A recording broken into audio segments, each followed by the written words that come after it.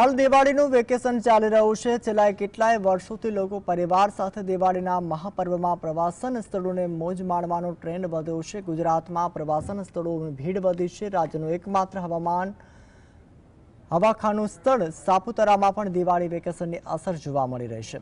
સહેલાણીઓની મોટી સંખ્યામાં ઉમટ્યા છે। પ્રવાસીઓને ભીડ પણ જોવા મળી રહી છે। ચારે તરફ લીલીછમ ડુંગરની વચ્ચે ખુશનુમા માહોલ વચ્ચે ગંગા તળાવ પર નિહાળવા લોકો ઉમટી પડ્યા છે।